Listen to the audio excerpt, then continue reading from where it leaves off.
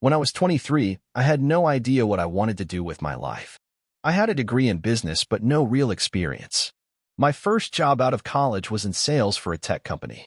It was boring, the hours were long, and I had this gnawing feeling in the pit of my stomach that I wasn't doing what I was meant to. Every morning, I would get up, go to work, sit in meetings where I just didn't care about the products we were selling, and then go home and repeat it all the next day. But one thing I knew for sure was that I wanted to be my own boss. I had an idea for an app. At the time, there were a lot of productivity apps flooding the market, but I noticed that most of them weren't really focused on helping people create sustainable habits. They were full of features, but none of them really worked long-term. I wanted to build something that would keep people motivated to stick to their goals, something simple and effective. So, I decided to quit my job and try to build this app on my own. I had no coding experience, but I figured I could find a way to make it work. My first step was to dive into online courses. I spent months teaching myself how to build a basic prototype. Looking back, I can laugh about how terrible the first version of my app was. It was clunky, the design was awful, and it barely functioned. But I didn't let that stop me. I showed it to some friends, who told me it had potential. That was enough for me to push forward. I knew that if I wanted to get the ball rolling, I needed money. So, I started looking for investors. I didn't have a network, didn't know any angel investors, and had no idea how to pitch my idea. But I had the determination to try. I cold emailed hundreds of potential investors, explaining my idea and asking for meetings. Most of the time, I didn't get any responses. But every now and then, I would get a maybe or an I'll take a look at your prototype. After a few months of relentless emailing, I finally secured a meeting with an angel investor who seemed somewhat interested. I was nervous, but I practiced my pitch in front of the mirror every night for a week. The day of the meeting, I walked into his office, tried my best to act confident, and presented my idea. He asked a ton of questions, most of which I didn't have answers to. But I kept talking, explaining how the app could evolve and how it filled a gap in the market.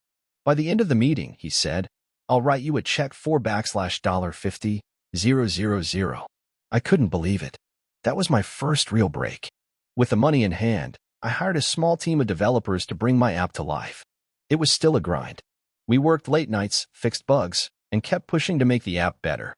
After months of testing, we finally had a version that worked, barely. I was exhausted and barely scraping by financially, but I was determined to get this app out there. When the app launched, I was expecting big things. But what I got was a trickle of downloads. We had a couple of thousand users in the first month, and while that was exciting, it wasn't nearly enough to break even on our investment. My investor was getting nervous. I started stressing about whether I had made a huge mistake, but I refused to quit. I realized I needed to market the app more aggressively. I spent the next few months learning everything I could about digital marketing, social media ads, influencer partnerships, SEO, you name it. I hustled like crazy. I created blog posts, made YouTube videos explaining the value of the app, and even reached out to influencers to get them to try it. Slowly but surely, our user base started to grow. The turning point came when I got in touch with a fitness influencer who had about 1 million followers. She loved the app and posted about it on her Instagram. Within hours, we saw a massive spike in downloads. That was the moment everything changed. From that point forward, we grew rapidly. We launched new features, improved the user experience, and kept pushing to build a community around the app. 2 years later, my app had over 1 million active users. We were bringing in enough revenue to pay back the initial investment and start turning a profit. It felt surreal to see something I had built from scratch turn into a real business. But success didn't make things easier. In fact, it was the opposite. Now that we had a substantial user base, we had to constantly improve the app, keep up with competitors, and manage a growing team. I started to face challenges I had never anticipated: hiring the right people, scaling the business, and dealing with the pressure to constantly innovate. There were days when I thought I couldn't keep up. But every time I felt overwhelmed, I reminded myself why I started. I wanted to create something that made a real difference in people's lives.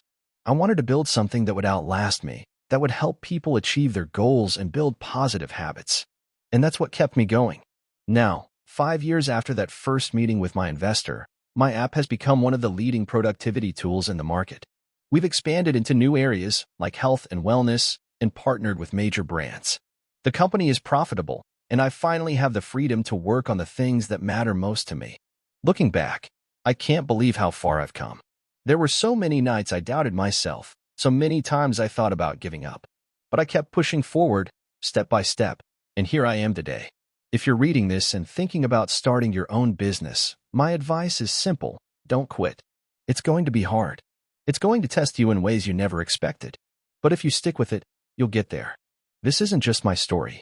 It's the story of anyone who dares to believe in their vision and take the first step. If I can do it, so can you.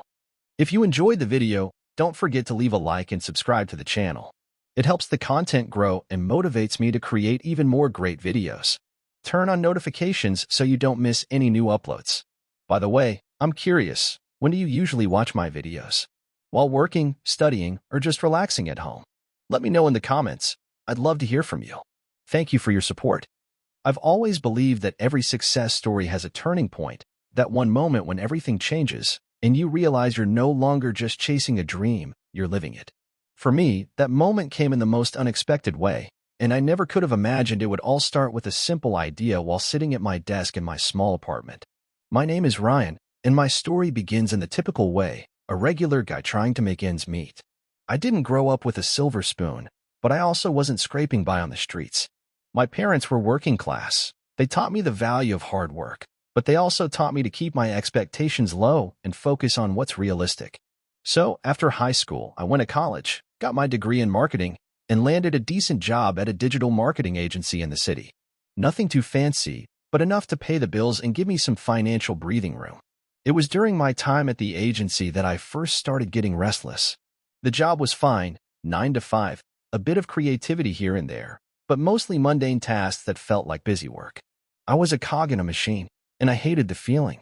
It was one of those moments where you look around at your colleagues, many of whom had been at the company for years, and wonder, is this it? I wanted more, but I had no idea what more even looked like. I wasn't one of those people who had an epiphany at 22 and started building an empire from scratch. I was just a guy who felt a bit stuck. The real turning point came after a conversation with one of my friends. Her name was Sarah, and she worked in the same office building but at a different company. We would grab lunch every couple of weeks, and during one of those lunches, she mentioned how her side hustle was starting to take off. She sold custom design planners on Etsy. I was intrigued.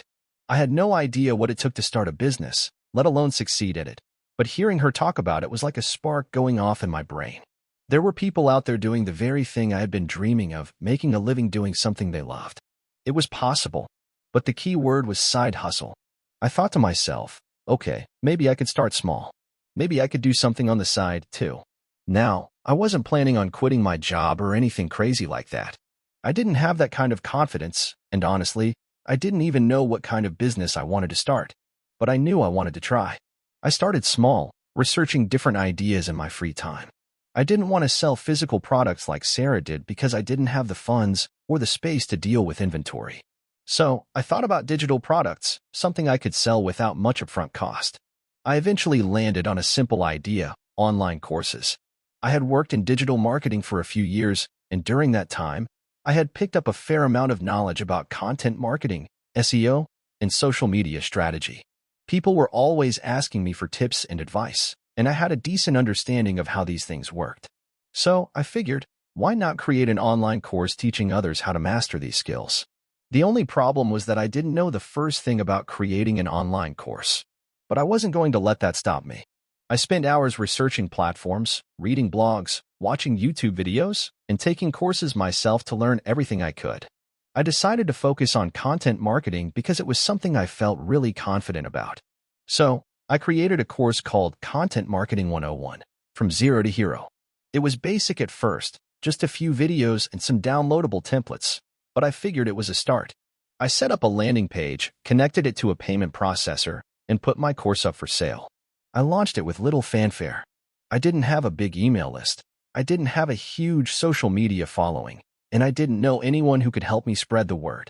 But I was proud of what I had created, and I figured, if I could just sell a few copies, I'd call it a win. To my surprise, I sold 5 courses in the first week. 5 may not sound like much, but to me, it felt like a victory. Those first few sales were proof that people were willing to pay for something I had created. Over the next few months, I kept improving the course, adding more lessons, tweaking the content, and refining the marketing. I started a blog where I could share free tips and connect with my audience. I began to grow my email list, and I started reaching out to influencers in the marketing world to see if they would be willing to share my course. Slowly but surely, things started to pick up. I got my first big sale, a $500 deal with a company that wanted to buy multiple licenses for their employees. That was a game changer. It gave me the confidence to go all in. I spent the next year building my online course business while still working at the agency. I didn't want to quit my job just yet. I needed to be sure that this was more than just a side project. And after a year of steady growth, I finally felt like I could take the leap. I quit my job, went full-time with my business, and focused entirely on scaling. What followed wasn't easy. I had to hustle harder than I ever had before. I invested in paid ads, hired a freelance video editor to improve the production value of my courses, and started collaborating with other creators in the space. I also began to launch additional courses, covering more advanced topics like social media, advertising, and email marketing. By the end of my second year as a full-time entrepreneur, my business was making a six-figure income. But that wasn't the most amazing part. The most amazing part was the freedom. I was no longer confined to a 9-to-5 job. I could work from anywhere, set my own hours, and focus on projects that truly excited me. It wasn't just about the money, it was about creating something that allowed me to live life on my terms. Looking back, I can't believe how far I've come. There were so many times I doubted myself, so many moments when I thought about throwing in the towel and going back to a safe job. But now, I realize that those challenges were just stepping stones that helped me grow. Entrepreneurship is tough, no doubt about it, but it's also one of the most rewarding things I've ever done. If you're reading this and you feel stuck, just remember that it doesn't take a massive idea to make a change. Sometimes, all you need is the courage to start.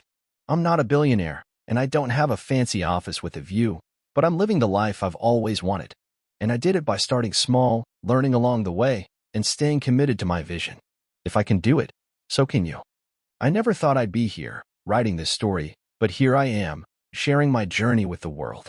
It's been a roller coaster, full of highs and lows, but I'm grateful for every step. Let me take you back to the beginning.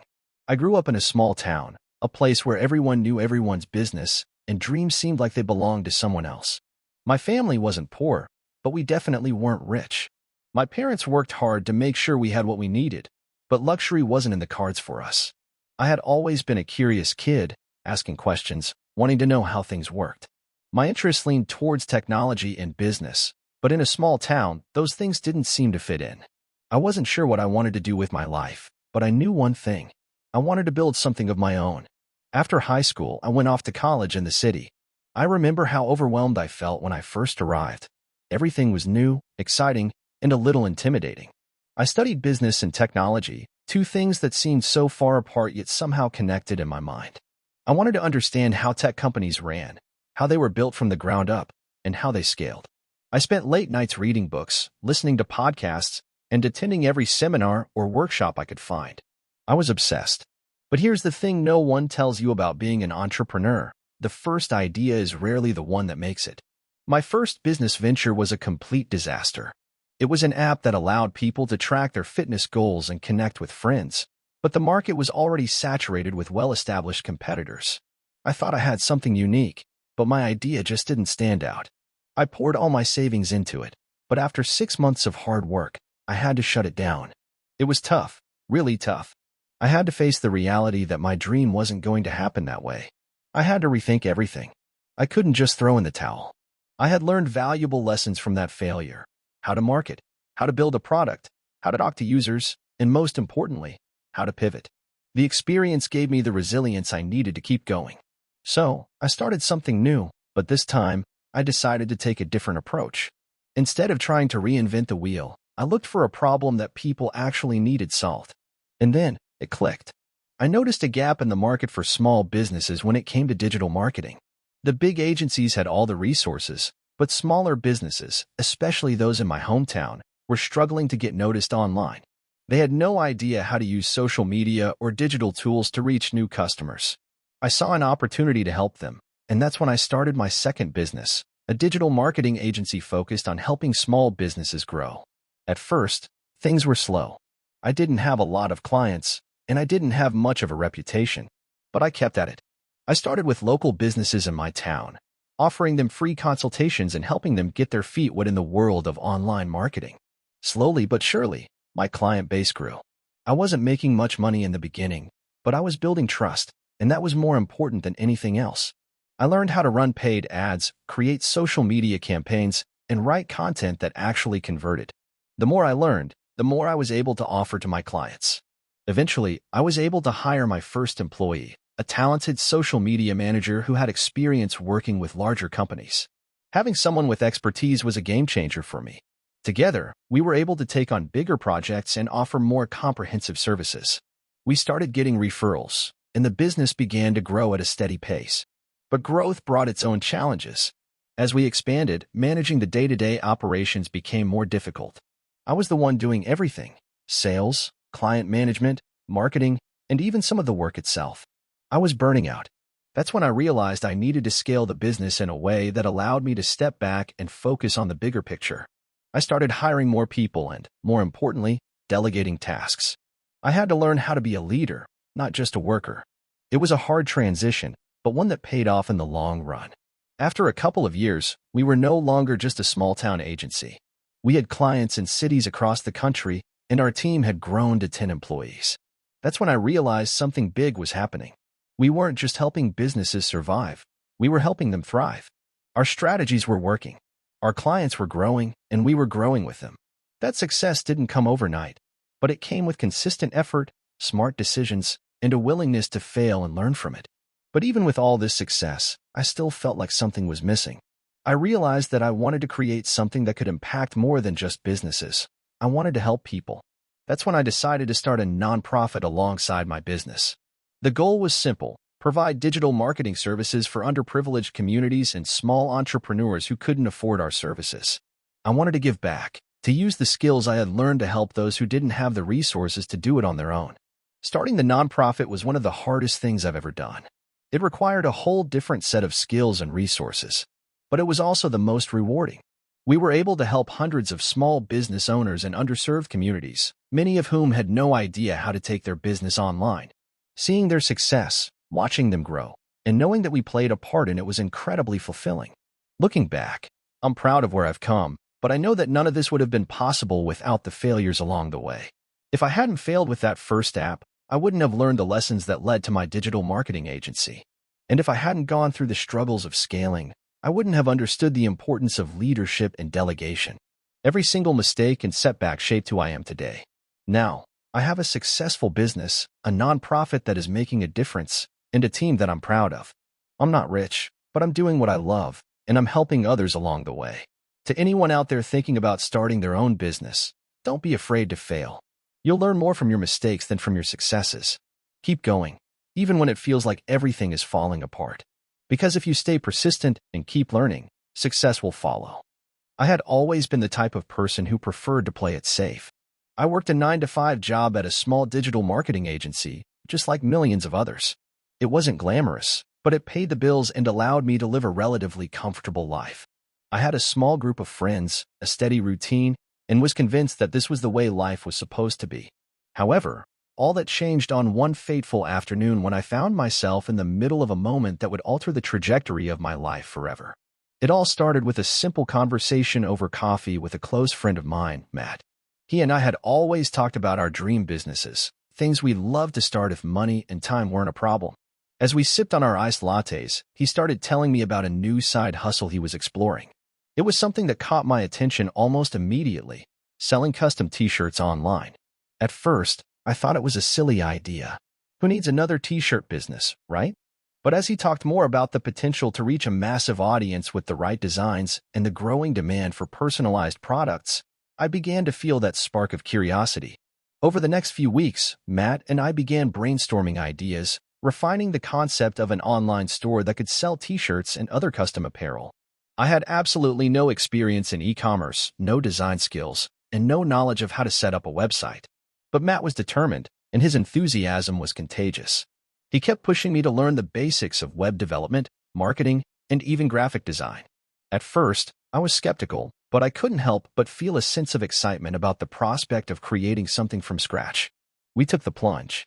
With barely any savings in our bank accounts, We invested in a simple Shopify store and spent countless hours researching suppliers, setting up designs, and optimizing our website. The first few weeks were rough. We didn't know what we were doing. We spent far too much time perfecting every little detail, only to realize that the key to success wasn't about being perfect. It was about being consistent. Our initial marketing efforts fell flat. We didn't know how to create a compelling brand or a voice that resonated with our audience. We spent more time looking at analytics than actually doing the work that mattered. One thing we did have was patience, and slowly, we started to see a little traction. We made our first sale, then another. And then, as the weeks went by, the trickle turned into a steady stream. Our designs weren't groundbreaking, but they were unique and resonated with a niche market. We began to refine our designs based on customer feedback and focused more on branding, trying to give our products an identity. Still, the journey wasn't smooth sailing. There were days when we were filled with self-doubt, wondering if we were wasting our time. We were juggling full-time jobs while trying to run this fledgling business. The late nights working on product photos, writing copy, and tweaking our store took a toll on us. There were weeks when sales would plateau, and I would question if it was all worth it. Was this just a pipe dream? Were we just chasing after something that would never become a real business? One night, after a particularly long day at the agency, I was sitting at my desk, staring at the screen. Our sales had flatlined for a week, and it felt like all of our hard work had been for nothing. But then something changed. I got an email from a customer, a real person, not some random order. They wrote, "I love your designs, and I'm so happy I found your shop. Your t-shirts are exactly what I've been looking for. Thank you for creating these." It was a small email, just a few lines, but it reignited something inside me. It reminded me of why we started this in the first place, not just for the money, but for the joy of creating something that resonated with people. It wasn't about chasing the next sale or worrying about our competitors. It was about building something that made a difference, even if that difference was just one customer at a time. From that point on, we made a conscious decision to shift our focus. We stopped obsessing over sales numbers and started focusing on creating a real connection with our audience. We began to engage more on social media, replying to every comment, DM, and message. We even started a small blog where we could share stories behind our designs and the journey of building our brand. Slowly but surely, our community began to grow. People were sharing our products on Instagram, tagging us in photos, and telling their friends about our store.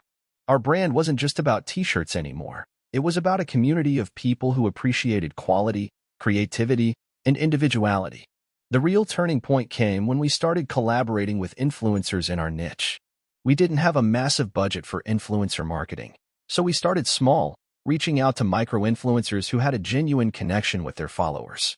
To our surprise, many of them agreed to promote our brand in exchange for a free shirt. These small partnerships created a ripple effect. Their followers saw their recommendations and began checking out our shop. Sales skyrocketed, and our brand started gaining real traction. With the increase in sales, we were able to reinvest in the business. We expanded our product line, added new designs, and even hired our first part-time employee to help with customer service. As the business grew, I found myself making the terrifying decision to quit my full-time job. It wasn't easy. Leaving behind the security of a steady paycheck was a huge leap of faith. But I knew I was ready to fully commit to our business. Fast forward a year, and I'm now running a thriving e-commerce business. We've expanded beyond just t-shirts into hats, hoodies, mugs, and more. We have a small but passionate team, and we continue to grow month after month. The best part? I'm doing something I love, and I get to work with people who share that passion. We've built a brand that not only sells products but creates a sense of belonging for our customers. Looking back, it's hard to believe how far we've come. What started as a small side hustle with zero experience and little confidence has turned into a full-fledged business. And I can't help but think of that one email from a customer, the one that reminded me why we started this journey in the first place. It wasn't about becoming a millionaire or building a global empire. It was about creating something that mattered to people, one customer at a time. If there's one thing I've learned from this experience, it's that success doesn't come overnight. It's a journey filled with setbacks, self-doubt, and failure. But with persistence, passion, and a willingness to learn, anything is possible.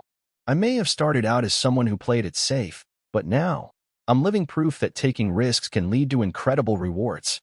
When I first started my journey as an entrepreneur, I had no idea what I was getting myself into. I was fresh out of college, full of ambition and dreams, but lacking any real-world experience. I had this idea that being an entrepreneur meant being your own boss, setting your own hours, and making a ton of money. I didn't realize how much work, failure, and struggle would be involved. I grew up in a small town where nobody really talked about business, and most people worked regular 9 to 5 jobs. But I had this drive inside me, this hunger to build something that wasn't just a job, but a lifestyle, something that could make a real impact. After graduating, I couldn't shake the idea of starting my own business. So, I went all in, no plan B, no backup. I decided to create a clothing brand. It seemed simple enough. I would design unique, eye-catching clothes, sell them online, and build a brand people loved. I spent countless nights researching, sketching designs, and figuring out the logistics. I didn't have much capital, so I started small, no fancy office, no team of experts. Just me, a computer, and a lot of ambition. My first hurdle came when I tried to find a supplier.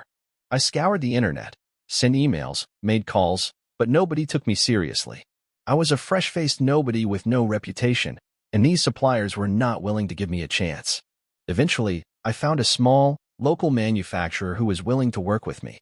The problem? They were incredibly expensive. But I didn't let that stop me. I scraped together every penny I had, maxed out my credit card, and ordered a small batch of shirts. When they finally arrived, I thought I was on top of the world. But when I started trying to sell them, the reality hit me. My designs were not as unique as I had hoped, and the quality wasn't up to par with the bigger brands. I wasn't getting any traction. I tried to market my shirts by posting on social media. But at that time, I had barely any following, and the algorithm wasn't kind to small accounts.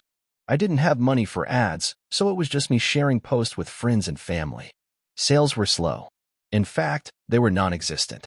It was around this time that I hit a low point. I was barely making any sales, drowning in debt, and questioning everything. I had put so much time and energy into this idea, but it seemed like I was just spinning my wheels.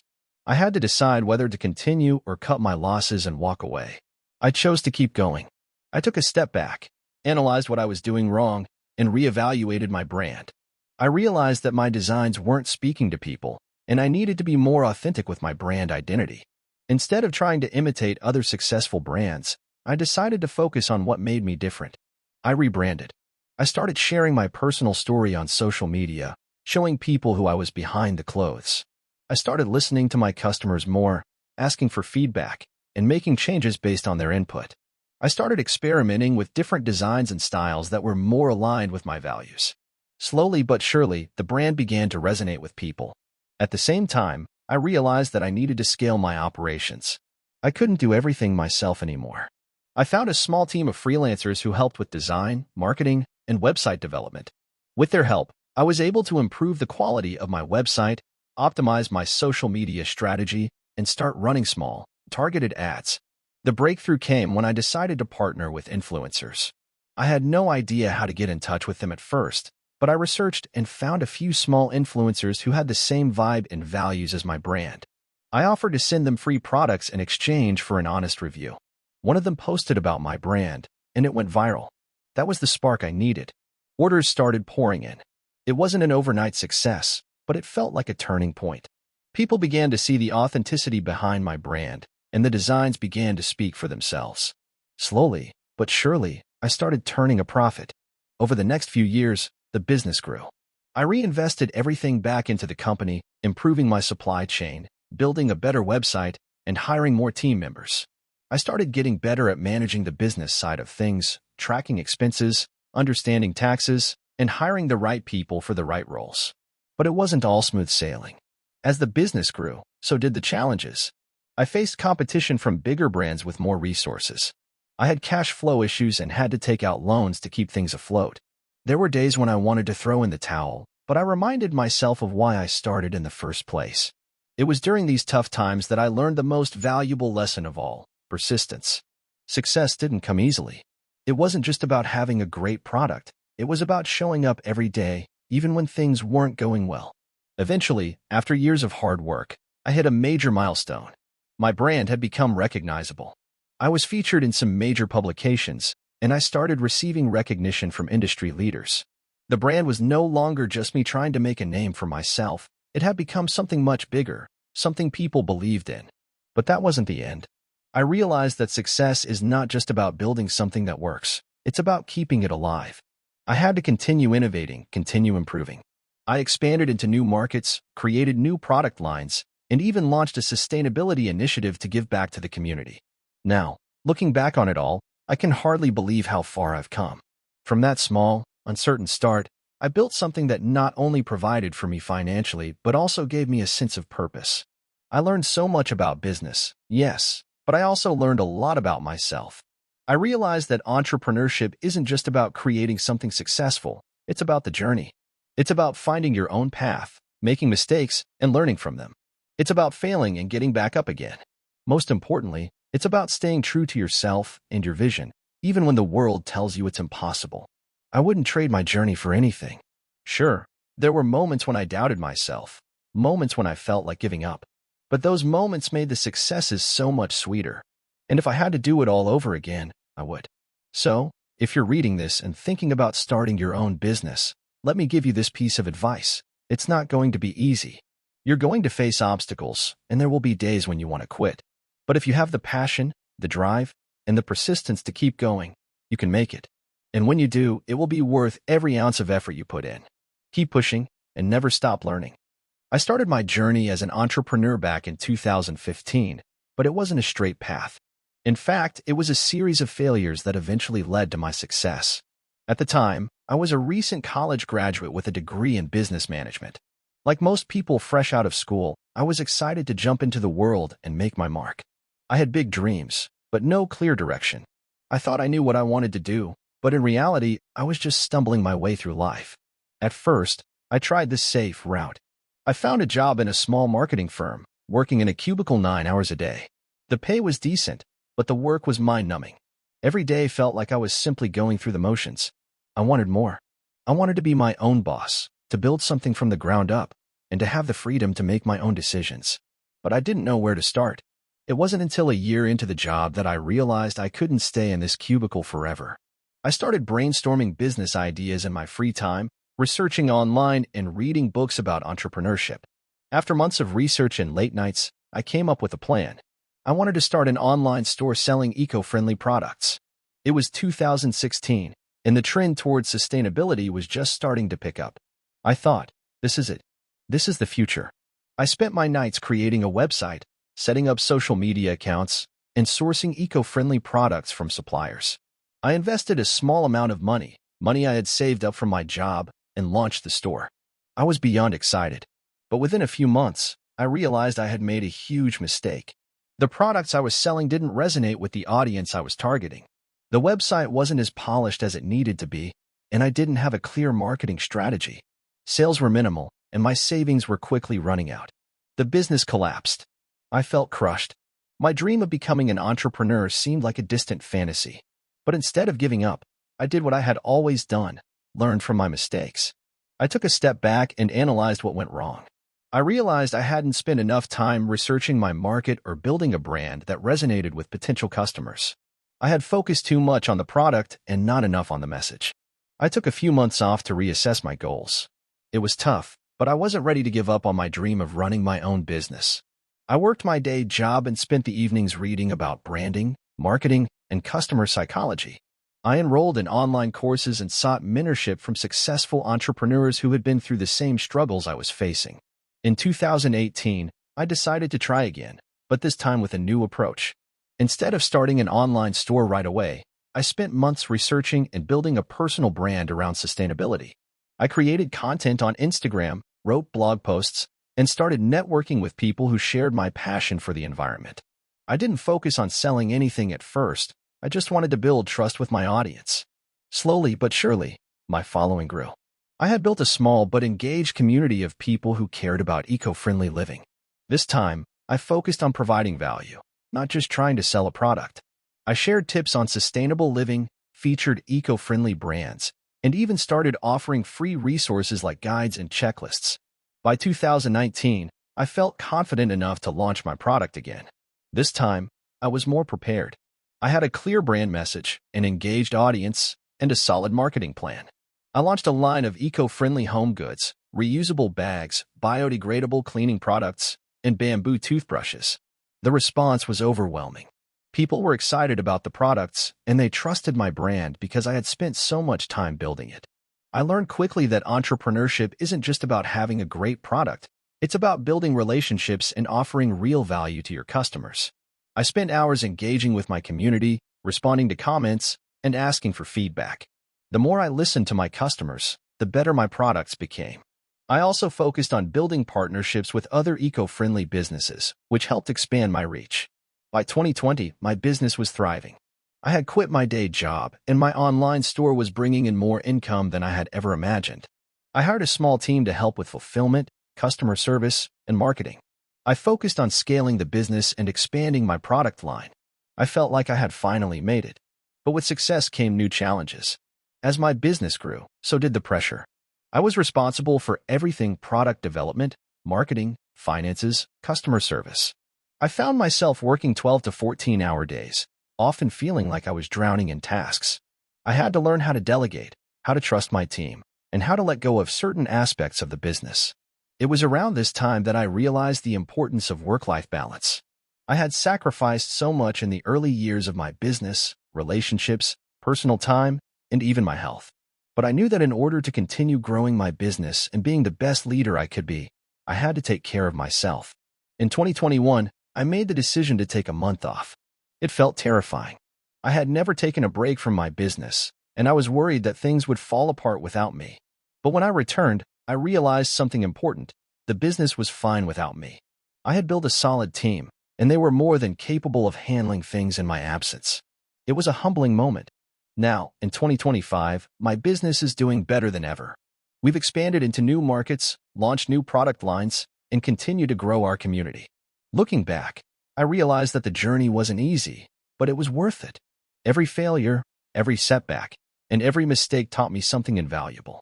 And in the end, those lessons were what helped me succeed.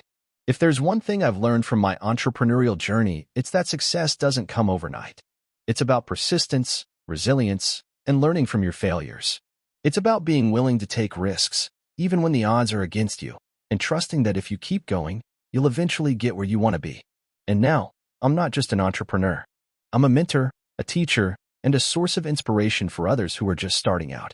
I'm passionate about helping people build their own businesses, and I always tell them that it's okay to fail as long as they don't give up.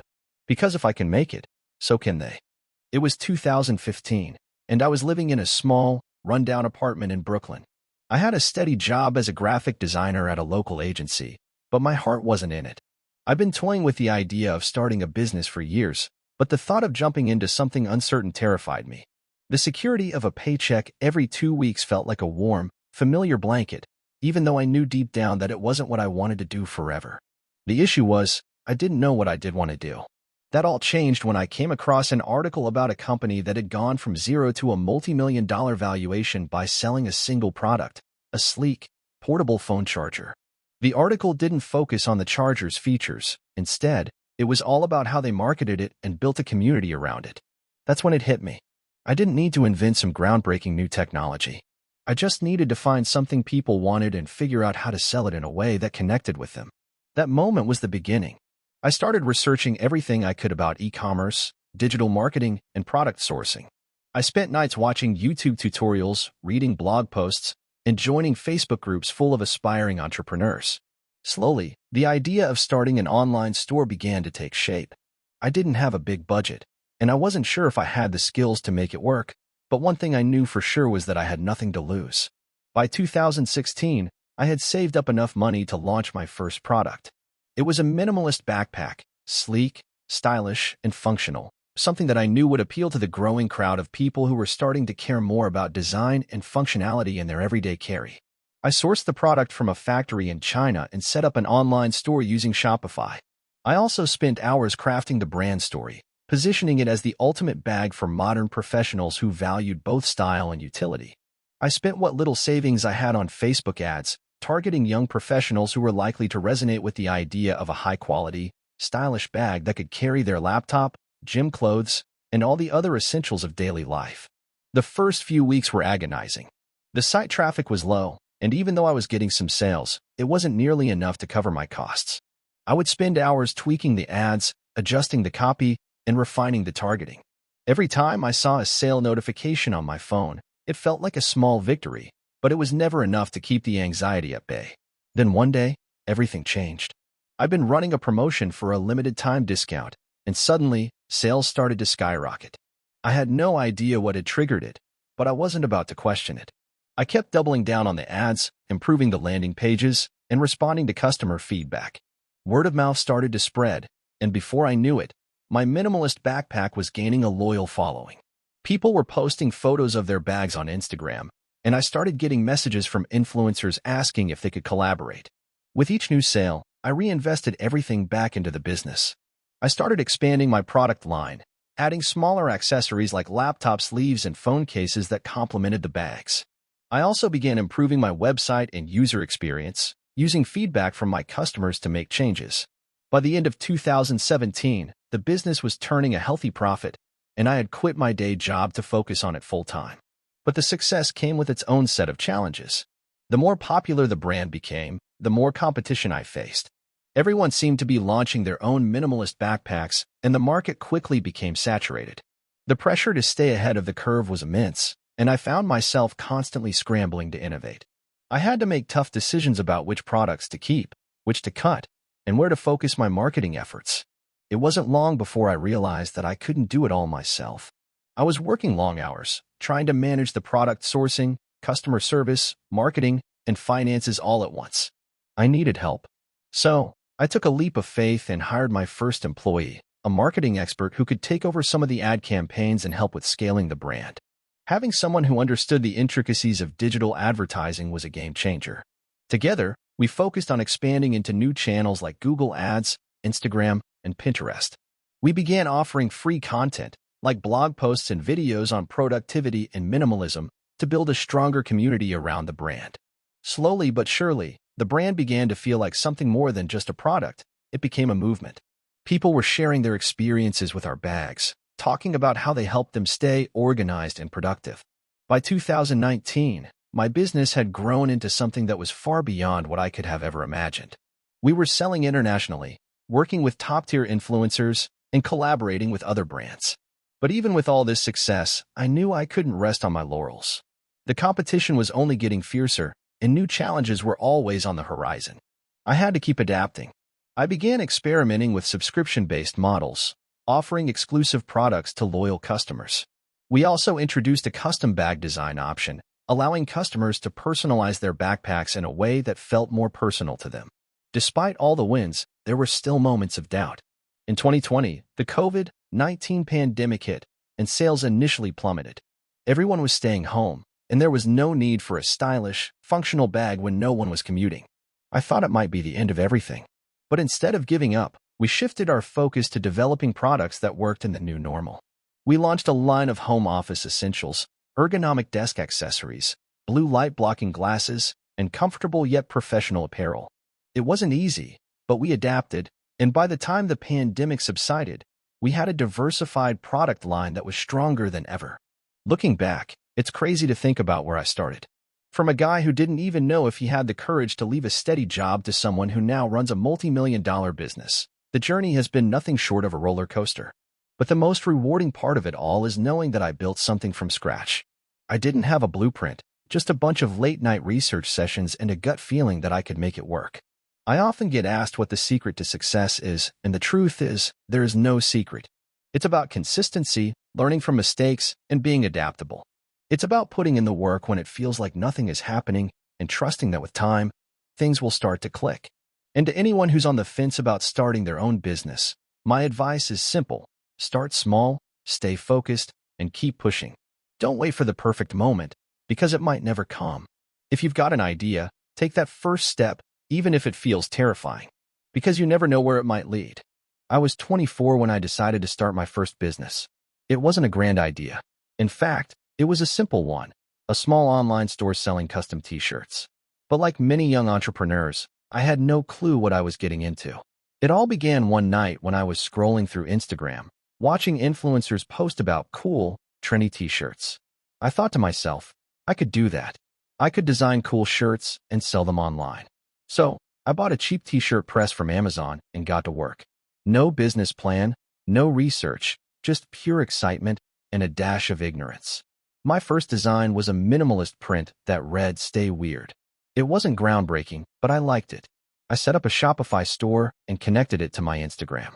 I didn't know anything about marketing, so I just started posting pictures of the t-shirt, hoping for the best. I spent hours making posts, thinking that people would just flock to my site. They didn't. Not a single sale in the first week. It was crushing. I thought about quitting, but something in me refused to give up. I went back to the drawing board, learned everything I could about digital marketing, SEO, and Instagram algorithms.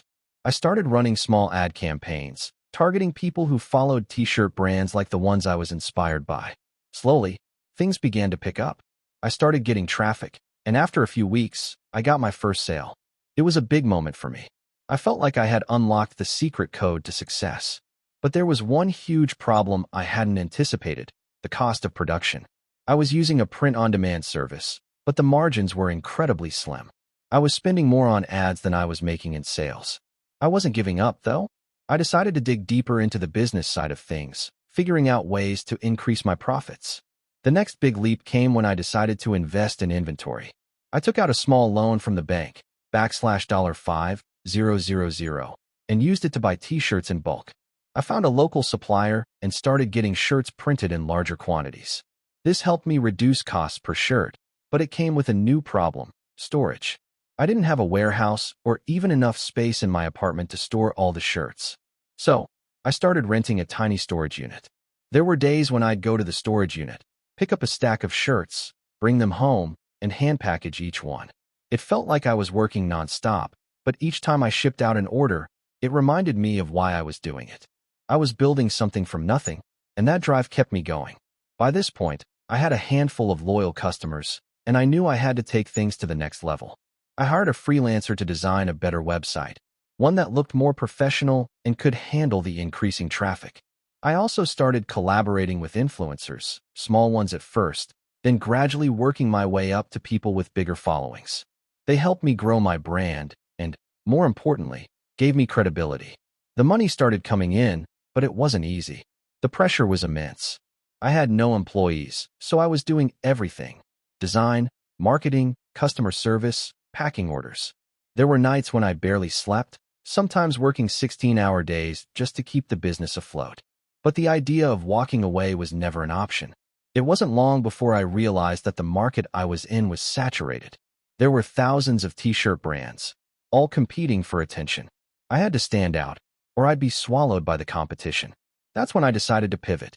I started creating niche designs for specific communities: gamers, pet lovers, travel enthusiasts. This was my turning point. I spent weeks researching these communities, learning what they loved, what they hated, and what they were willing to buy. I created designs that resonated with them on a personal level. It worked. My sales grew, and I was no longer just another t-shirt brand. I had carved out my own space in the market. At the same time, I began building my brand story. I didn't want to just sell t-shirts. I wanted to create a movement. I began focusing on quality over quantity, offering limited edition designs, and collaborating with artists and designers to create unique collections. This helped set me apart from the flood of generic t-shirt brands out there. The more successful I became, the more my business evolved. I hired a small team, 2 customer service representatives, and a designer. I outsourced packaging and fulfillment to a company that could handle it more efficiently than I ever could. I even rented a small office space, which was a huge upgrade from my cramped apartment. As the business grew, so did my challenges. I dealt with shipping delays, customer complaints, and even a few returns that felt like setbacks. But through it all, I learned that entrepreneurship is more about persistence than success. It's about showing up, even when things aren't going your way. It's about looking at every obstacle as an opportunity to grow. Fast forward to today, and my business is thriving. We've expanded beyond t-shirts to offer hoodies, hats, and even home decor. We have a loyal customer base, and our designs are sold worldwide. The hustle hasn't stopped, though. I'm constantly thinking about how to improve, how to adapt, and how to stay ahead of the competition. And while the journey has been anything but easy, I wouldn't trade it for the world. I've learned that success isn't a straight path. It's full of detours, setbacks, and moments of doubt. But if you keep pushing forward, there's no limit to what you can achieve. Looking back, I often wonder what would have happened if I had given up after the first few weeks of no sales. What if I had let fear and doubt take over? The answer is simple. I wouldn't be where I am today. Entrepreneurship is about more than just making money. It's about resilience, learning from mistakes, and never giving up, no matter how tough things get. So, to anyone out there thinking about starting a business, go for it. Don't wait for the perfect moment. The road won't be easy, but if you keep going, you'll be amazed at what you can achieve. Hey, friends, if you enjoy this content, don't forget to like the video and share your thoughts in the comments. We really want to know what you like and what can be improved. What do you think of the video? Are there any topics you'd like to see in future videos? Your feedback really helps us get better. Thanks for being with us. It was a chilly evening in early spring when I decided to quit my job. I had been working at a corporate tech company for almost 5 years, climbing the ladder, getting the raises, the promotions, and yet I was utterly miserable. The cubicle life, the endless meetings, the corporate jargon, the long hours, none of it satisfied me. I was just another cog in the machine, working for a paycheck with no real purpose. I knew I had to do something different, something that would give me the freedom I craved. The idea had been brewing for months, but I hadn't had the courage to take the leap. I remember the first time I thought about starting my own business. It was a random Tuesday morning, and I was at my desk, staring at the same spreadsheets I had seen for the past year. A simple question popped into my head. What if I wasn't doing this? It was a thought that sent shivers down my spine. What if I could take all the skills I had learned in the corporate world and apply them to something I truly cared about? What if I could wake up every day excited to work? The idea of running my own business sounded both terrifying and thrilling. I was scared, but I couldn't shake the feeling that it was the only way I could truly be happy. The decision didn't come easily. I had a stable salary, benefits, a predictable future, but I was also stuck in a cycle of dissatisfaction. The risk seemed huge, but I figured, if I didn't do it now, when would I? So, I spent weeks planning. I wrote down every idea that crossed my mind. At first, I thought about starting a tech startup, something I was familiar with, but it didn't excite me. Then, one day, as I was scrolling through Instagram, I stumbled upon a small local business selling custom, handmade products. It wasn't the product itself that caught my eye, but the community the owner had built. They had a loyal following of customers who loved what they did. That was it. I wanted to create something that people would care about, something that could foster a community. And I didn't want to create something tech-related, because honestly, I was burned out on it. I wanted to create something more tangible, something that people could connect with on a deeper level. After a lot of research and brainstorming, I came up with the idea for a handmade candle company. It seemed silly at first, but the more I thought about it, the more it made sense.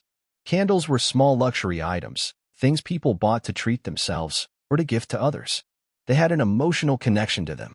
Plus, I had always loved crafting, and I was pretty good at it. The next few months were a whirlwind. I started learning everything I could about candle making, the different types of waxes, scents, and wicks. I experimented with creating my own blends and testing different styles of candles. I spent countless hours perfecting my products, figuring out packaging, and designing a brand that felt authentic to me. I even took a course on digital marketing to learn how to build a website and promote my products online. The hardest part wasn't making the candles, though. It was getting started. I had to quit my job, which meant losing the stability I had. But the biggest challenge was overcoming the fear of failure. I had heard so many stories of people who tried and failed. The last thing I wanted was to put in all that effort and end up with nothing. But despite the fear, I pushed forward. I launched my online store late one night, with no big announcement or marketing push. I didn't even tell my friends or family at first. I wanted to see if people would buy my candles without knowing anything about me. The first order came in a week later. It was a small order, just one candle, but it felt like a huge win. Someone, a complete stranger, trusted me enough to buy my product. That single order gave me the motivation I needed to keep going. Slowly but surely, the orders started trickling in. I reinvested every penny I made back into the business, buying more supplies and experimenting with new scents. But despite the small victories, there were plenty of setbacks. I had issues with suppliers, shipping delays, and my website was constantly crashing. There were days when I thought about giving up, but I remembered why I started. One of the biggest turning points came when I decided to put myself out there more. I started sharing my story on social media. I showed people the behind-the-scenes process of making candles, talked about my struggles, and shared the progress I was making. Slowly, my following began to grow. People resonated with my authenticity and transparency. They appreciated that I was a regular person, trying to build something from the ground up. Around the same time, I began collaborating with influencers and local businesses. I sent free candles to bloggers, hoping they would review them. I worked out deals with local shops to get my candles into their stores. And to my surprise, it worked. My business started to gain more recognition. Sales picked up, and I could finally afford to hire someone to help with production. But even as my business grew, there were still moments of doubt. I would look at other companies in the same space and wonder if I was doing enough, if I was good enough. I compared myself to those who had been doing it for years and had bigger teams. But then I reminded myself that my journey was my own. I was building something real, something that mattered to me, and that was enough. Now, 3 years later, my candle company is thriving. I've expanded to offer home goods, gift sets, and even wellness products like bath salts and essential oils. I built a team of amazing people who share my vision. The community I've fostered is strong, and I'm constantly amazed by how much people love my products. Looking back, I can't believe how far I've come. The journey wasn't easy. There were nights when I wanted to throw in the towel, when I doubted myself, when I questioned if I was doing the right thing. But every step of the way, I remembered why I started: to create something I believed in, to do something I loved, and to make a real impact on people's lives. I'm not rich, and I don't have millions of followers, but I've built something that brings me joy every day. I'm in control of my own future, and that's more valuable than anything money can buy. The best part? I wake up every morning excited to work. I'm not just working for a paycheck anymore. I'm building a life that I'm proud of, one candle at a time. If there's one thing I've learned through this whole process, it's that the fear of failure will always be there. But it's how you respond to that fear that defines you. I could have let it stop me, but instead, I used it as fuel to push forward. Now, I'm living a life I never thought was possible, all because I took that first scary step and decided to quit my job. So if you're out there, feeling stuck in a job you hate or unsure of whether you should take the leap into entrepreneurship, just know this: you'll never know what could be on the other side until you try. Don't let fear hold you back. I used to be the kind of person who believed that success was just a matter of luck. The people who made it big, those tech geniuses, the savvy investors, the entrepreneurial whizzes, surely had some special advantage that I didn't. It seemed like I was forever stuck in the grind, watching others soar while I struggled to keep up. But my journey from doubt to triumph is one I'll never forget, and it might just change the way you think about success. I was 27 when I made my first serious attempt at entrepreneurship. By then, I'd worked in marketing for a few years after college. I had a steady job, a decent paycheck, and I lived a comfortable life. The kind of life most people would be happy to settle for. But deep down, something was missing. I wanted to build something of my own, something I could be proud of. I wanted to take a risk and see where it would lead. So, after a lot of soul-searching, I decided to quit my job and try to start my own business. At first, I had no idea what kind of business to start. I tried a bunch of ideas, all of which were complete flops. I tried launching an online store selling custom t-shirts, but that failed after a few months. I tried building a website that matched freelancers with clients, but no one was interested. I tried investing in real estate, but the market crashed, and I lost a ton of money. After each failure, I found myself more discouraged, wondering if I was cut out for this entrepreneurial life at all. But then, out of sheer frustration, I came up with an idea that felt different. It wasn't flashy, it wasn't revolutionary, and it didn't have the potential to be the next big thing, but it was something I knew I could execute on. I started a small digital marketing agency. It wasn't a groundbreaking idea, but it was something I understood well, having worked in marketing for years. I figured I could use my skills to help other businesses grow by managing their online presence, social media, and advertisements. I had no clients at first, no credibility, and no portfolio. It was just me and my laptop. But I knew that if I wanted to make this work, I would need to hustle hard. So, I started cold emailing businesses, offering my services for dirt cheap in exchange for the chance to build a portfolio. At first, I didn't get much traction, but then, after a few weeks of relentless emails, I landed my first client. They were a small local bakery looking to improve their Instagram presence. I worked day and night on their account, creating engaging posts, running targeted ads, and even helping them with their website. To my surprise, the results were incredible. Their engagement skyrocketed, and they started seeing a noticeable increase in sales. They were thrilled, and so was I. That first client changed everything. Word spread, and soon I had more clients reaching out to me. I slowly raised my rates as my portfolio grew, and I started building a small team to handle the workload. But here's the thing. Even though I was gaining success, I was still struggling with something much bigger than I realized at the time: self-doubt. Despite the growing number of clients and the financial rewards, I never truly felt like I belonged in the world of successful entrepreneurs. I compared myself constantly to others and felt like an imposter. I wondered if I was just lucky or if I was actually capable of sustaining this business long term. But then one day, something clicked. I was talking to one of my early clients, and they said something that stuck with me. You don't just provide a service, you make a difference in people's businesses. That comment made me realize something important. The value I brought to the table wasn't just in executing marketing tasks. It was in understanding my clients' businesses, helping them solve problems, and genuinely making their lives easier. I wasn't just some guy offering a service. I was a partner in their growth. And that was a huge turning point for me. I stopped comparing myself to others and began focusing on what I could uniquely bring to the table. I focused on my strengths and the value I could create for my clients, and that mindset shift changed everything. Over time, the business began to scale in ways I never expected. We went from a small team of 3 to a full-fledged agency with over 30 employees. We worked with clients in various industries, from local mom-and-pop shops to larger corporations. The revenue grew, and so did my confidence. But it wasn't all smooth sailing. There were times when I thought the business might crumble. The competition was fierce, and the market was always shifting. I had to adapt quickly, invest in new technology, and refine our strategies constantly. There were months where we faced financial struggles, and I thought we might not make it. But through it all, I learned an important lesson. Resilience is key. The most successful entrepreneurs aren't the ones who never face setbacks. They're the ones who refuse to give up when they do. I learned to embrace failure as part of the journey, not the end of it. Looking back, I realized that it wasn't just the business that changed me, it was the mindset. I went from feeling like an imposter to believing in my ability to create something meaningful. I learned that success isn't about luck or some magical formula. It's about persistence, adaptability, and the willingness to learn from failure. Fast forward 5 years, and my agency is thriving. We've expanded internationally, working with clients from all over the world. We've launched new services, diversified our revenue streams, and built a brand that stands for quality and integrity. But I'm not stopping there.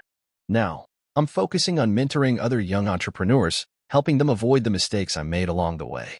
If there's one thing I want to share with you, it's this: success is not a straight line. There will be times when you want to quit, when you question everything, and when it feels like you'll never make it. But keep going. Keep adapting, keep learning, and most importantly, keep believing in yourself. You have what it takes, even if you don't believe it yet. I was 24 when I decided to leave my cushy office job at a tech firm and venture into the wild world of entrepreneurship. It wasn't like I woke up one day with an epiphany. No, it had been a slow burn over the course of a couple of years. I had always admired those who took risks and built something from nothing. To me, they were the true heroes, the ones who turned dreams into tangible results. But the thought of actually taking that leap, of abandoning the comfort of a steady paycheck, seemed like something only the fearless would attempt. I wasn't sure if I was fearless, but I knew I was tired. The job I had was fine. Good pay, decent hours, and it came with a lot of perks. I had a nice little desk in the corner of an open-plan office and a manager who didn't micromanage. But something about it felt hollow. The work was easy enough, and the people were nice, but I couldn't shake the feeling that I was stuck. The typical path in a corporate job was so predictable: climb the ladder, get promoted, collect your bonus every year, and keep repeating the cycle. It wasn't for me. I had always been the type of person who couldn't sit still. When I wasn't working, I was obsessing over side projects, small things, really, like an eBay store that sold vintage sneakers, or a tiny blog where I'd review products. These side gigs were never huge money makers, but they were an outlet for my creative energy. They also taught me one valuable thing. I love the hustle. I love taking a raw idea and turning it into something real. When I sold a pair of rare Air Jordans on eBay for a profit, I felt the thrill of achievement that my corporate job never gave me. The blog, though small, made me realize I had a knack for marketing and connecting with people. That's when the idea for my business was born. I'd been noticing a gap in the market for affordable, high-quality custom sneakers.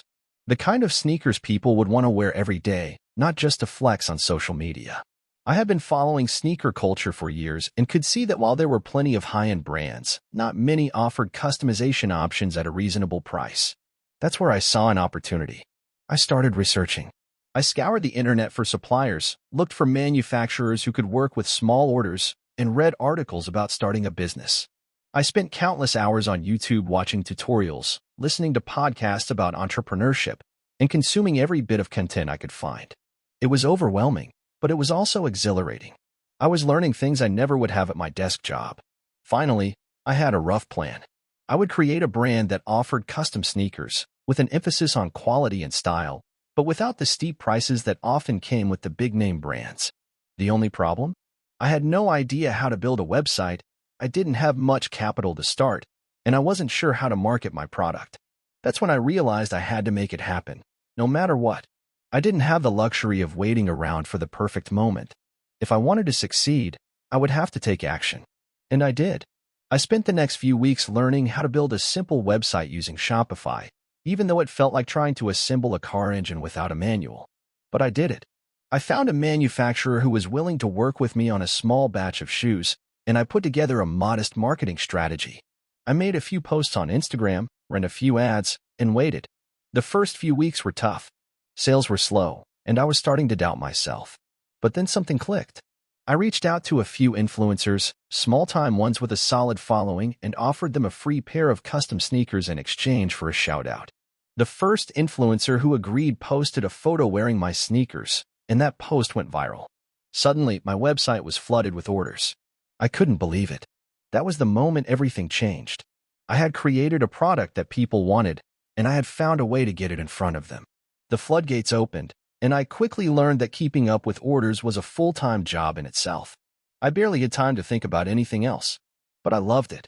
The adrenaline of fulfilling orders, designing new sneakers, and marketing to new audiences kept me going. But the real challenge was scaling. I went from filling orders in my apartment to renting a small warehouse space, hiring a few part-time employees, and dealing with inventory management. Every time I thought I had everything under control, a new challenge would pop up. The first time we had to deal with a product defect, it nearly broke me. I didn't know how to handle unhappy customers or how to quickly fix the problem. But I learned, and I adapted. Then came the financial struggles. I had invested every last penny I had into the business. I was living paycheck to paycheck and eating ramen noodles to get by. I had to take on personal debt to keep the business afloat, and for a while, I was terrified it was all going to crumble. But I couldn't give up. I couldn't let the dream die just because it was hard. Fast forward 3 years, and the business was thriving. I had a team of 12 people, a loyal customer base, and a solid brand identity. The custom sneakers I had started making out of a passion for sneaker culture had grown into a full-blown business that generated over $2 million in annual revenue. We were getting featured in magazines, collaborating with well-known influencers, and I was finally able to pay myself a reasonable salary. It wasn't all sunshine and rainbows, though. There were still days when I questioned everything. There were sleepless nights when I wondered if I had made the right choice. But in the end, I realized that the best decision I ever made was to bet on myself. I took the leap, and even when things looked bleak, I kept pushing forward. Now, looking back, I can honestly say that the journey was worth every sleepless night, every mistake, and every risk. I've learned more than I ever could have imagined about business, but more importantly, I've learned about myself. I've learned that failure isn't something to fear, it's just another step on the road to success. I don't know what the future holds, but I'm not afraid anymore.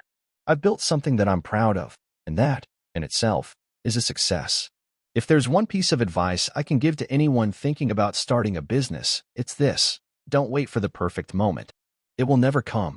Take the leap, make the mistakes, and learn as you go. The journey will be messy, but it will be worth it. I've always wanted to own a business, but growing up, I didn't think it was possible. My family wasn't wealthy, and the idea of entrepreneurship seemed like something for the elite. But looking back, I can see how the universe was quietly nudging me toward my goals, even when I didn't recognize it. It all started in my early 20s. I just graduated college with a degree in communications, and honestly, I didn't know what I wanted to do with my life. I took a series of jobs, waiting tables, working as an assistant in an office, and even trying my hand at freelance writing. None of it felt like it was leading anywhere meaningful. After a while, I was burnt out, living paycheck to paycheck, and not feeling inspired by anything.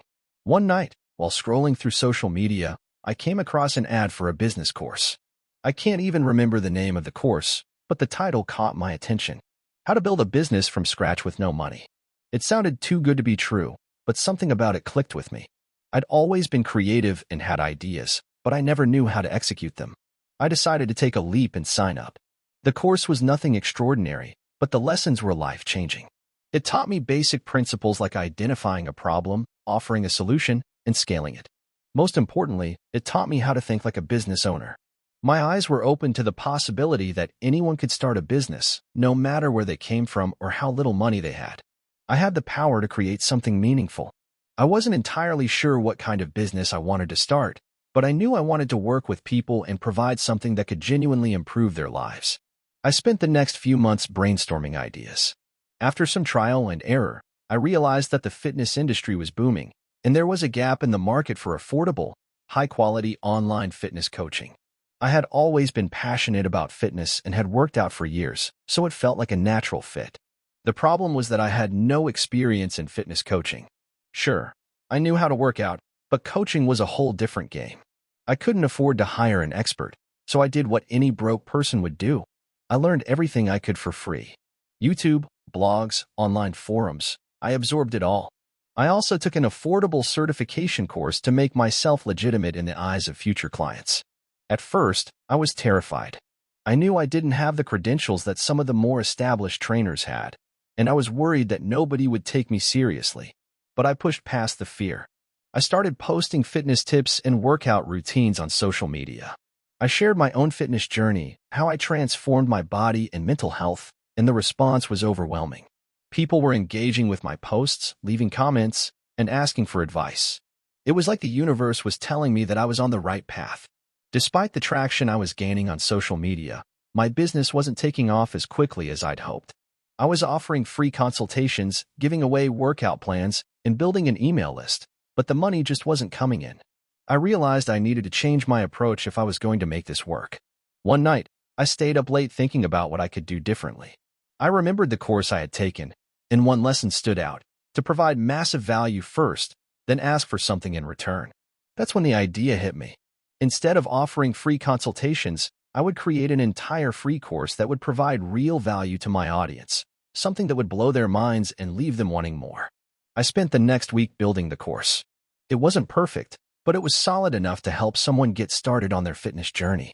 I launched it on my website with a simple landing page and pushed it out to my social media followers.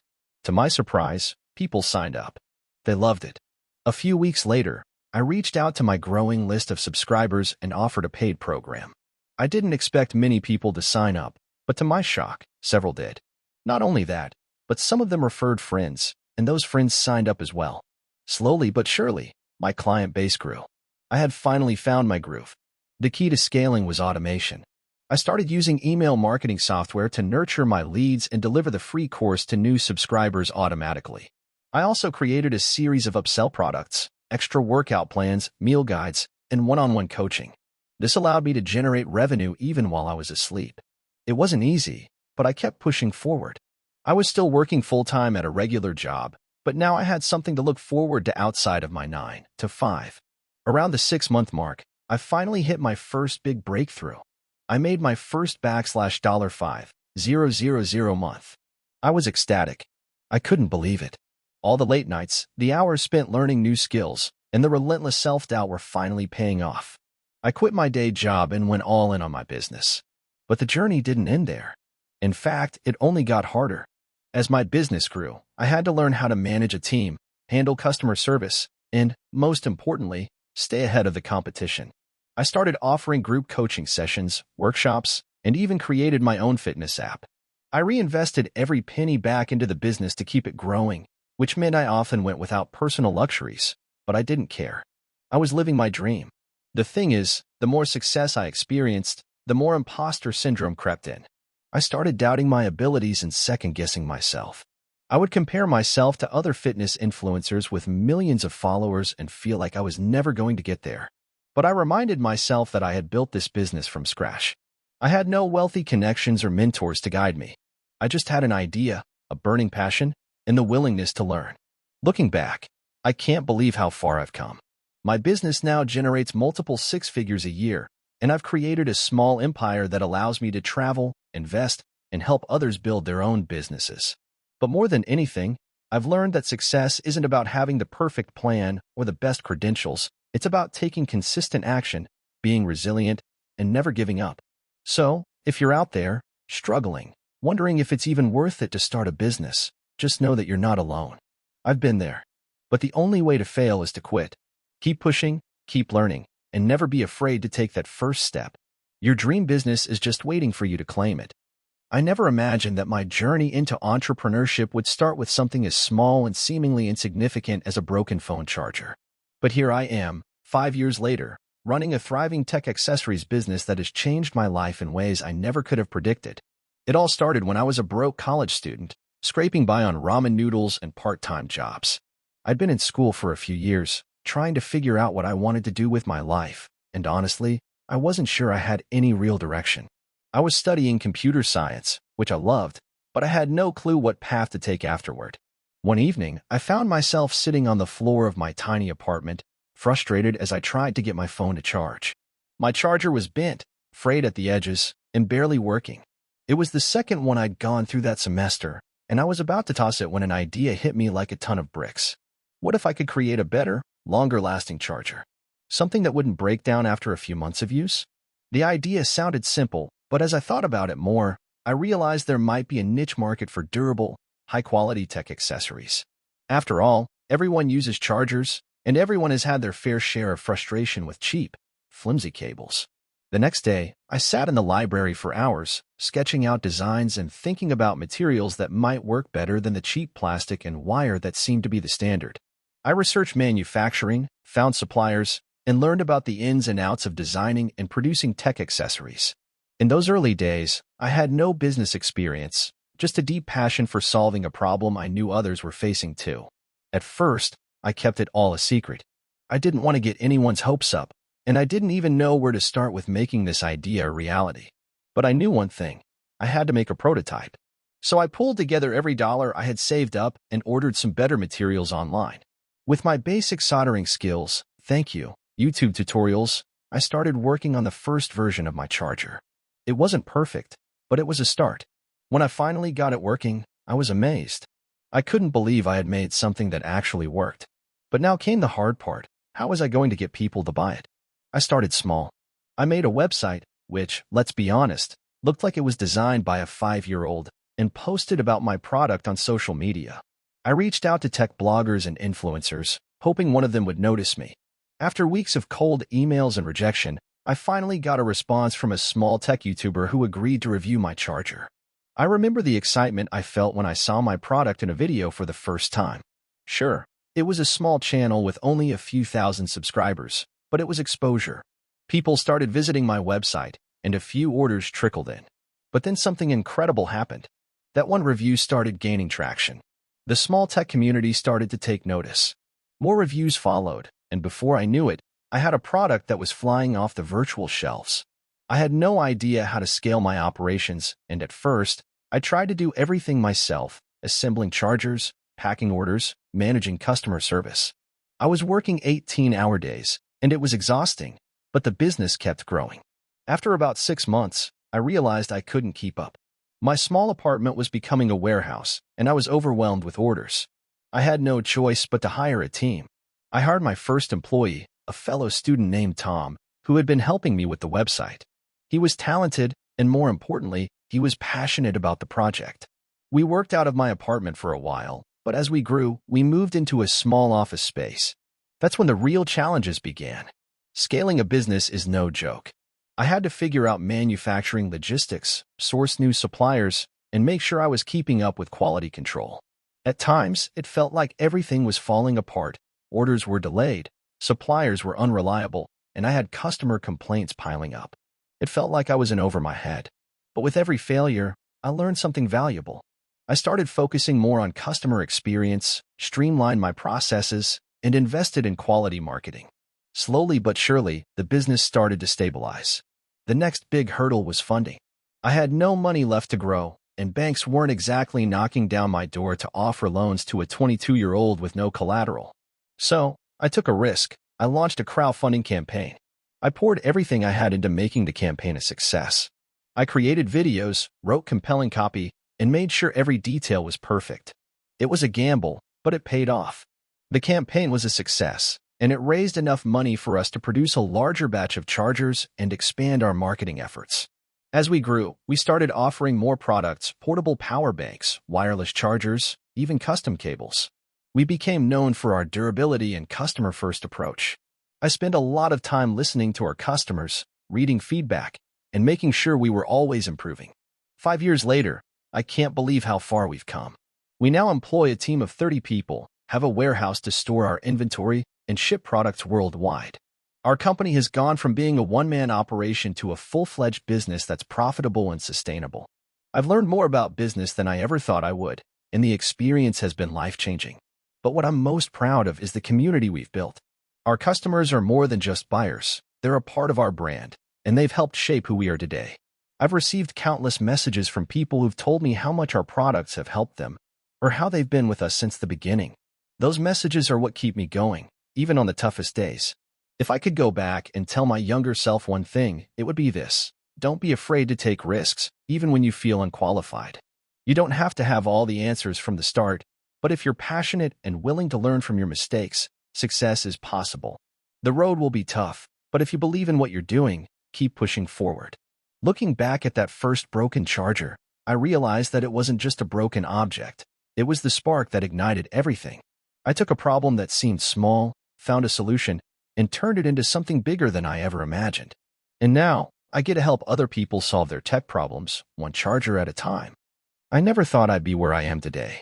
Growing up, I wasn't the typical entrepreneur. I wasn't the kid selling lemonade on the corner or coming up with a revolutionary new app. I didn't even know what entrepreneurship truly meant until I was in my mid-20s. But looking back now, my journey feels almost like a series of fortunate accidents, failures, and sheer persistence. I was always good at tech stuff. I loved computers and programming, but I didn't know how to apply that love to make money. After high school, I went to college with the typical idea that I'd get a degree, get a job, and live a decent life. I majored in computer science and barely made it through. My grades were average at best, but I knew how to hack my way around systems and solve problems.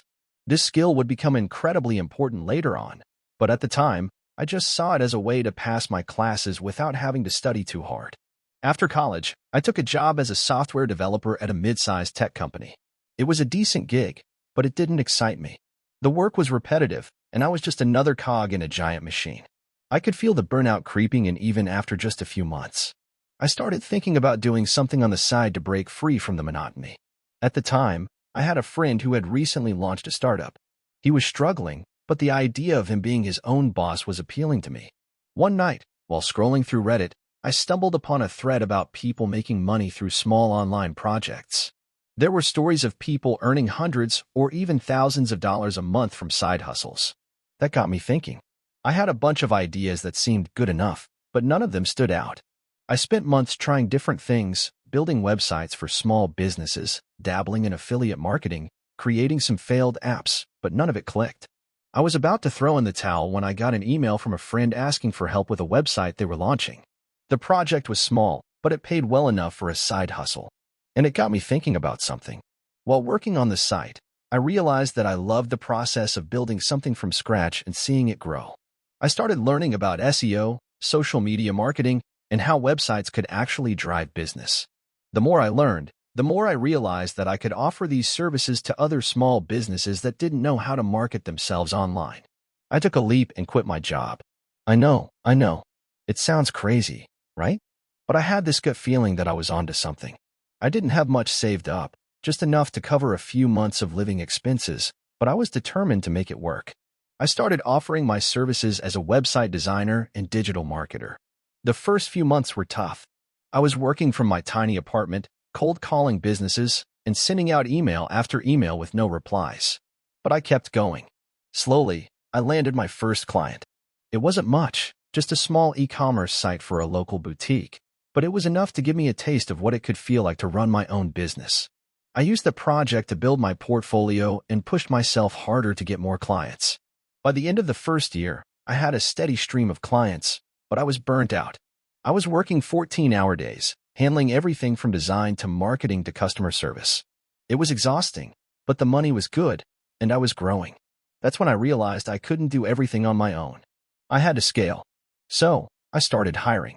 I brought on a few freelancers to help with the workload. At first, I was hesitant. I had never managed anyone before, and I didn't want to give up control of the business I had built. But it turned out to be the best decision I ever made. With a team in place, I could focus on the bigger picture, strategizing, acquiring clients, and growing the business.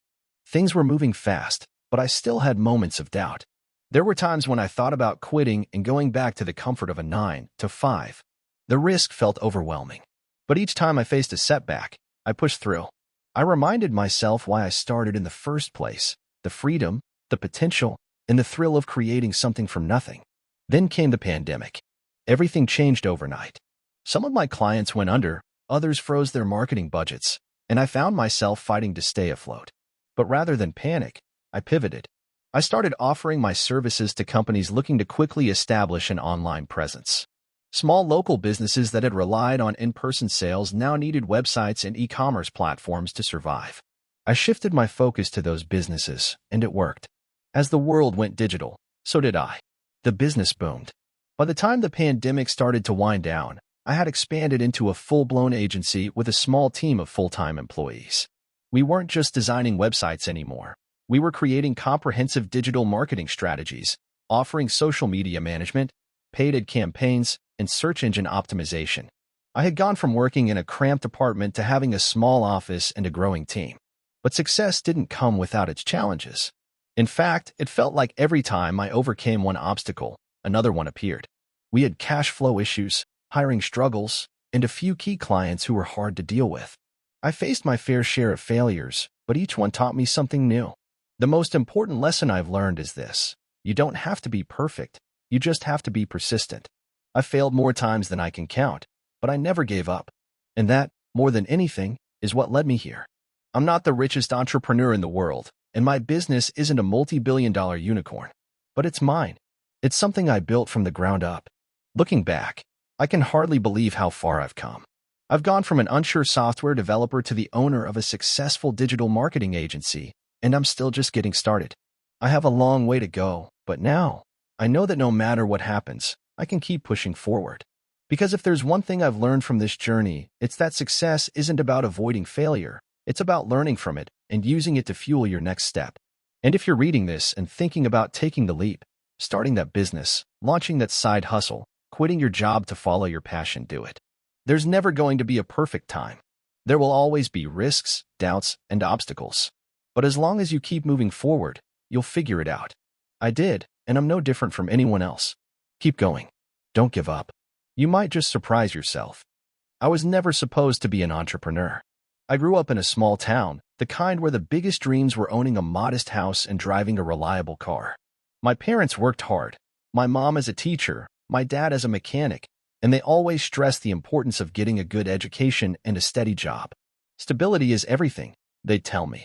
But despite their best efforts to guide me down a safe path, I was always drawn to the idea of building something on my own. It all started when I was in college. I wasn't particularly good at academics, but I had this burning desire to do something big. Everyone around me was studying to become doctors, lawyers, engineers, or accountants. They followed the traditional path, and I admired their drive, but it wasn't for me. I knew that if I was going to make it, I had to create my own opportunity. I just didn't know how. One day, while hanging out in a cafe, I overheard a conversation between two entrepreneurs. They were talking about how they had launched an online business selling niche products. Something about it clicked for me. Online businesses were becoming a thing, and if they could do it, why couldn't I?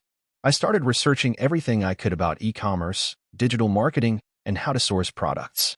I didn't know anything about building a website, but I figured out how to do it. It wasn't the prettiest site at first, but it worked. The first product I sold was something I thought would be fun: customized phone cases. I spent hours designing the website, selecting different templates, and testing what worked. The sales? Almost non-existent. I was discouraged, but I didn't give up. Instead, I took a step back and realized my mistake. I wasn't selling a product people really needed. The phone cases were cool, but they didn't have a strong value proposition. So, I made a decision to pivot. I wanted to sell something that would make people's lives easier, something that people would buy out of genuine need. That's when I stumbled upon the idea of portable chargers. Back then, battery life was a big issue for most smartphones, and people were constantly looking for ways to keep their devices charged on the go. I saw an opportunity. I spent the next month researching suppliers, comparing prices, and learning about the different types of chargers. I finally found a reliable supplier that could give me decent rates, and I placed my first bulk order. The next challenge was marketing. I didn't have much of a budget, but I knew that social media could be a powerful tool if used correctly. I created Instagram and Facebook pages for my brand and started posting content about the importance of staying connected and how our chargers could help. I made sure to include user testimonials, but most importantly, I showed the chargers in real-life situations, at coffee shops, airports, on hiking trips. I wanted people to see that my product wasn't just a gadget, it was a lifestyle accessory. The orders started to trickle in. Slowly at first, but with each sale, I felt more motivated. I reinvested every penny I made back into the business, using it to increase my inventory and run targeted ads. I began to learn about the algorithms that determined what products people saw on social media and how to game them without being sleazy about it. It wasn't smooth sailing all the way. One month, I got hit with a massive wave of returns. A batch of chargers was defective. I had to do a recall and issue refunds to dozens of customers. The stress was overwhelming. For a while, I thought about quitting. The thought of losing all that money, the hours spent building the business, it was crushing. But there was something in me that refused to give up. I didn't want to be just another person who tried and failed. I fixed the issue with the chargers, worked with my supplier to ensure better quality control, and began improving my customer service processes. I also started creating educational content around charging tips, power-saving strategies, and the future of mobile technology. People appreciated the extra value, and it kept them engaged. After a couple of years of grinding, I had built a loyal customer base. The company was no longer just a side hustle. It was making a consistent profit, and I was beginning to scale it. I hired a couple of employees, invested in better branding, and expanded my product line. At one point, I was featured in a major online publication, which gave my business an unexpected surge in visibility. That's when I realized that I had made it, not in the traditional sense, but in my own way. I wasn't just another cog in the machine. I had created something that people relied on. But with growth came more challenges. I had to deal with larger orders, supply chain issues, and rising customer expectations. The learning curve was steep, and there were times when I felt like I was barely keeping my head above water. But I knew I had no choice but to keep going. As the years passed, I started to focus more on the bigger picture. I realized that entrepreneurship wasn't just about making money, it was about creating value, helping people, and solving real problems. That's when I began to diversify the products I offered. I started branching out into new markets, first by introducing eco-friendly charging solutions, then by expanding into tech accessories. Today, I have a team of over 30 people, and we've expanded internationally. What started as a small e-commerce business has now turned into a multi-million-dollar company. I'm no longer the college student trying to figure out how to make his first sale. I'm an entrepreneur who built something from the ground up, but it hasn't been easy. The road to success wasn't paved with gold, and I still face challenges every day. The key, I've realized, is resilience. Entrepreneurship is about bouncing back from failure, learning from mistakes, and never losing sight of your vision. It's about believing in yourself, even when no one else does. Looking back, I don't regret the sleepless nights, the mistakes, or the stress. I don't regret the times I wanted to give up. They were all part of the journey. I've learned more than I could ever put into words, and I've grown as a person in ways I never imagined. If there's one thing I could tell anyone who's thinking about starting their own business, it's this. Don't let anyone tell you that you can't do it. It won't be easy. It won't be fast. But if you keep at it, keep improving, and stay true to your vision, you can make it happen. Success is a long game. And when you look back, you'll realize it was all worth it. I had always dreamed of being an entrepreneur, but it wasn't until I found myself at rock bottom that I realized my dream was possible. It all started with a series of bad decisions that led to one of the most difficult years of my life. I'll take you through the lows, the mistakes, and ultimately the transformation that led me to the business I run today. It was 2019 when I quit my stable job as a marketing manager at a mid-sized tech company. I was 28 years old, and on the surface, everything seemed to be falling into place. I had a great salary, an office in a big city, and a decent social life. But something was missing. I felt like I wasn't truly living. I wasn't doing something that excited me, something that gave me purpose. I had ideas and projects in my head that I was too afraid to pursue because I didn't know where to start. One day, I came across a TED Talk by an entrepreneur who had built a successful business from scratch. I remember watching it and feeling a strange combination of inspiration and anxiety. My first thought was, that could be me, but then my self-doubt kicked in. I had no capital, no technical skills, and no idea where to begin. The fear of failure gripped me harder than the idea of success. But despite all of that, I couldn't shake the thought of trying to build something on my own. So, I did what any rational person would do. I quit my job. At the time, it felt like the right decision. I wanted to dedicate myself fully to a new venture. I didn't know exactly what that would be, but I had a vague idea, a digital marketing agency. I had experience in the field, and the industry was booming. It seemed like a safe bet. I imagined building a company that could grow and scale in the same way the tech company I worked for had. I didn't have the luxury of venture capital or a safety net. What I had was a small savings account, a strong network of friends, and some decent marketing knowledge. I thought I could figure it out as I went along. How hard could it be, right? Spoiler alert, it was much harder than I ever imagined. The first few months were tough. I worked out of my apartment, made endless cold calls, and sent out dozens of emails each day. I spent my nights studying business models, refining my pitch, and learning about SEO and paid ads. The only problem was that no one seemed to care about my services. I quickly realized that my marketing skills were not enough. I needed to stand out in a crowded market, and I was failing to do that. I had no clients, no income, and I was starting to get desperate. One morning, I woke up and realized I had burned through almost all of my savings. My mental health was taking a toll, and I began to question if I was cut out for this whole entrepreneurship thing. I had a choice. I could keep going down this path and risk everything, or I could go back to the corporate world and take the safe route. The turning point came one afternoon when I was sitting at my kitchen table, staring at a laptop screen, trying to figure out how to generate leads. A friend of mine reached out to me on Facebook Messenger, asking how things were going. I didn't want to admit how bad things were, but I told him the truth. Not great.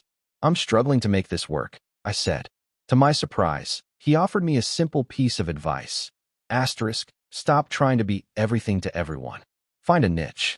Asterisk, at first, I was confused. I had no idea what niche I could possibly serve that would make sense. But as we talked more, it became clear that I had been trying to offer my services to everyone in a broad, generic way.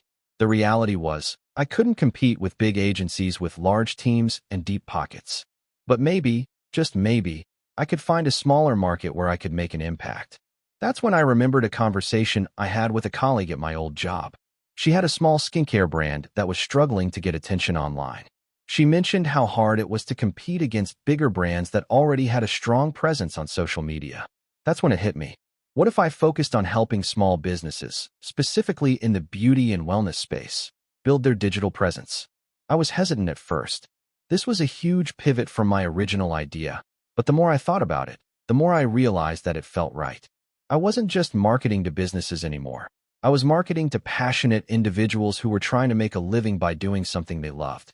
I could help them succeed. That felt purposeful. So, I rebranded my business and started reaching out to small skincare brands, fitness coaches, and wellness influencers. The response was better than I could have imagined.